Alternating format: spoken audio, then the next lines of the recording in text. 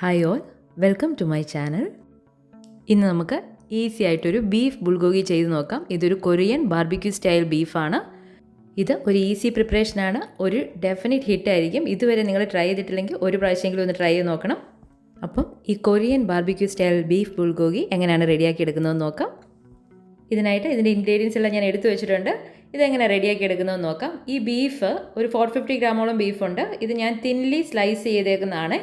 അതിലേക്ക് ഞാൻ സോൾട്ട് ഇട്ട് കൊടുക്കുന്നുണ്ട്. ഈ ബീഫ് ഇതുപോലെ ഒന്ന് സ്ലൈസ് ചെയ്തെടുക്കണം. അതിനായിട്ട് കഴുകി വൃത്തിയാക്കിയ ബീഫ് 1-2 മണിക്കൂർ ഒന്ന് ഫ്രീസറിൽ വെച്ച ശേഷം നല്ല മൂർച്ചയുള്ളൊരു നൈഫ് കൊണ്ട് ഇതുപോലെ തിന്നായിട്ട് ഒന്ന് കട്ട് ചെയ്തെടുക്കണം. എത്രയും തിന്നാക്കാവോ അത്രയും നല്ലത്. അതിലേക്ക് ഞാൻ കുറച്ച് സോൾട്ട് ഇട്ട് കൊടുത്തിട്ട് ജസ്റ്റ് ഒന്ന് തിരുമ്മി എടുക്കുന്നുണ്ട്. ഒത്തിരി അങ്ങ് തിരുമ്പേണ്ട, കാരണം നമ്മൾ ഒത്തിരി തിന്നായിട്ട് സ്ലൈസ് ചെയ്തേക്കുന്നതായതുകൊണ്ട്. ഇനി ഒരു മാരിനേറ്റ് ഉണ്ടാക്കാനായിട്ട് ഇതിലേക്ക് ഞാൻ 3 ടേബിൾ സ്പൂണോളം സോയ സോസ് എടുത്തിട്ടുണ്ട്. അതിൽ 2 ലൈറ്റ് സോയ സോസും 1 ടേബിൾ സ്പൂൺ ഡാർക്ക് സോയ സോസുമാണ്.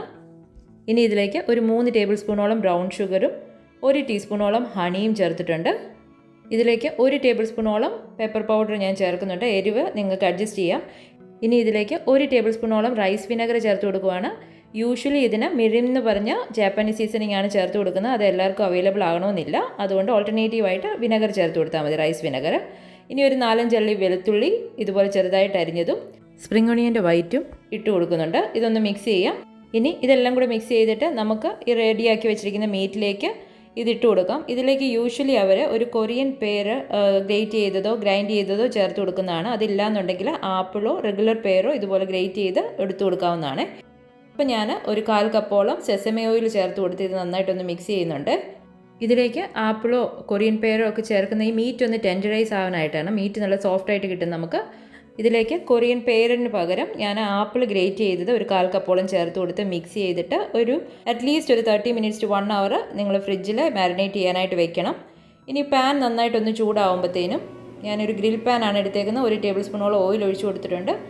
അതിലേക്ക് നമ്മൾ മാരിനേറ്റ് ചെയ്ത് വെച്ചിരുന്ന ബീഫ് ഇതുപോലെ സ്പ്രെഡ് ചെയ്ത് ഇട്ട് കൊടുക്കും. ഹൈ ഫ്ലെയിമിലാണ് തീ വെച്ചേക്കുന്നത്. ബീഫ് ഇട്ട് കൊടുത്ത ഉടനെ ഇളക്കാൻ നിൽക്കരുത്. 1-2 മിനിറ്റ് കഴിഞ്ഞ് ഹൈ ഫ്ലെയിമിൽ നിന്നിട്ട് പിന്നീട് ഒരു മീഡിയം ഫ്ലെയിമിലോട്ട് ആക്കിയിട്ട് ഇതൊന്ന് സ്പ്രെഡ് ചെയ്ത് കൊടുക്കും. അങ്ങനെ നമ്മൾ മാരിനേറ്റ് ചെയ്ത് വെച്ചിരുന്ന ബീഫ് എല്ലാം കൂടെ ഞാൻ ഈ പാനിൽ ഇട്ട് കൊടുത്തിട്ടുണ്ട്. ആദ്യത്തെ ഒരു 1-2 മിനിറ്റ് ഹൈ ഫ്ലെയിമിൽ ഇട്ട ശേഷം ഇതുപോലെ ഒന്ന് സ്പ്രെഡ് ചെയ്ത് കൊടുക്കുന്നുണ്ട്.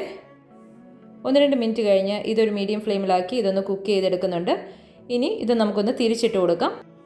ബീഫൊക്കെ തിൻലി സ്ലൈസ്ഡ് ആയതുകൊണ്ട് കുക്ക് ചെയ്തെടുക്കാനായിട്ട് എളുപ്പമാണ്. ഇതുപോലെ ഇതൊന്ന് തിരിച്ചിട്ട് കൊടുക്കുന്നുണ്ട്.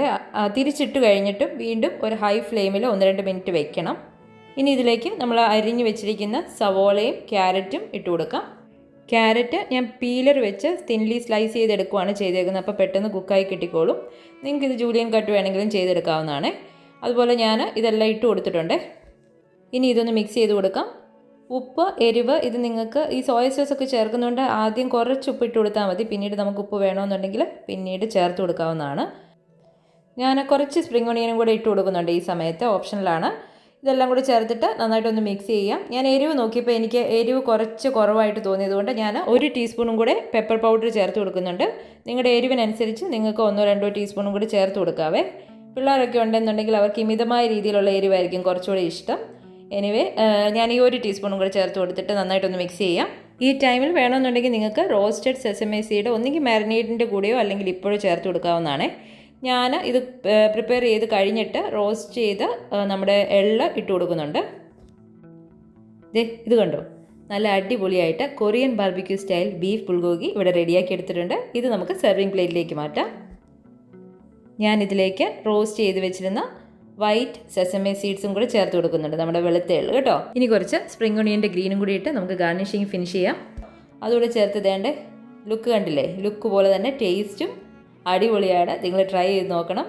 ഇത് എല്ലാവർക്കും ഇഷ്ടപ്പെടും. വീഡിയോ ഇഷ്ടപ്പെട്ടെങ്കിൽ ലൈക്കും ഷെയറും സബ്സ്ക്രൈബും ചെയ്യണേ. Thank you for watching.